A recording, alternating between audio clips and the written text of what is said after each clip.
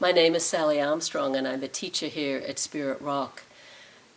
About a year ago, my husband and I went to India to do a pilgrimage to visit the holy sites associated with the life, the birth, the death, and the teachings of the Buddha.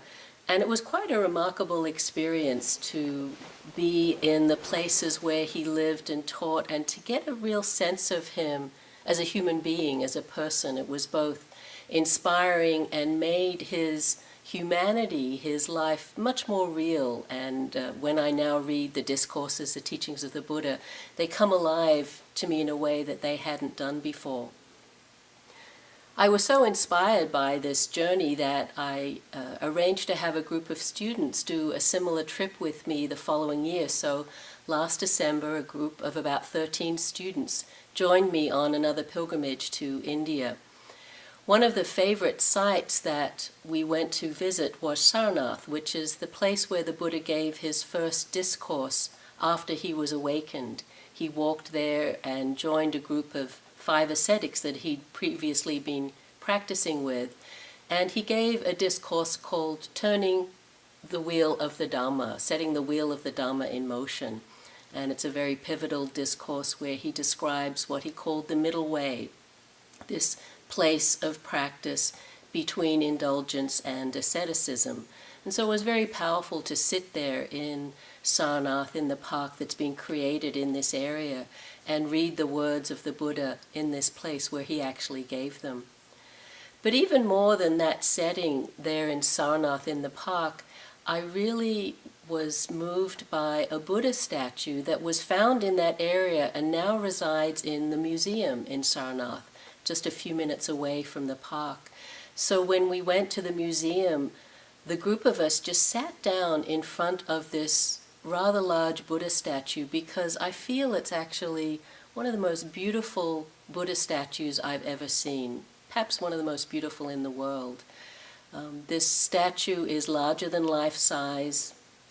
It's built out of some kind of beautiful sandstone, and the Buddha just radiates this expression of wisdom and compassion and kindness. It's really very evocative.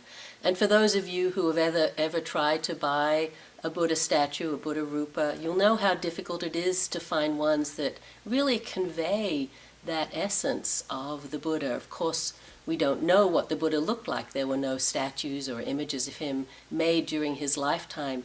This one in Sarnath is actually from the 5th century, so it's just someone's imagining. But as I sat and looked at that statue, I really got a sense that whoever carved it was somehow channeling those qualities of the Buddha, those qualities of wisdom, of compassion, of equanimity, and somehow managed to convey this sense of sweetness and softness that's really quite moving. I actually have a photo that was taken, it's actually a poster of this statue, because you can't take photographs anymore in the museum, so this is one of the few that I found that was available to just give you a sense of this statue and its radiance and majesty. One of the things I was really interested in this image was the mudra that the Buddha is gesturing with. I'm sure it's hard to see in this photo, but we got interested in it when we were looking at the statue and had a discussion about it. And what it is his 2 hands joined. The first one is in what's commonly known as the teaching mudra. And the second one, the 1st and 3rd fingers are joined, and they're pointed towards the heart, and the hand gently touches the other hand. And as I looked more into this mudra and investigated, I found that what it represents is this union of inner development and outer expression. And this really touched me because I see that that's the essence of our path. We do our own inner practice, but the important thing is how we express that in the world.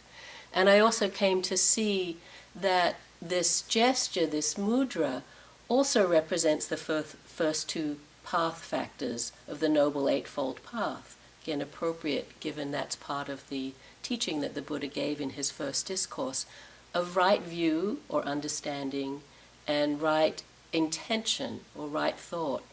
And in those teachings, right view is coming in alignment to the Dhamma, and right thought or right intention is expressing that outward through the practices of renunciation, of goodwill, and non-harming. And so again, this gesture of this mudra, to me, really encapsulates the heart of our practice and the possibility of our practice through inner development. We then move out into the world with these gestures of kindness, goodwill, and living simply. So to me, it really sums up the Buddhist teachings, the Buddhist practice, and the promise of this path.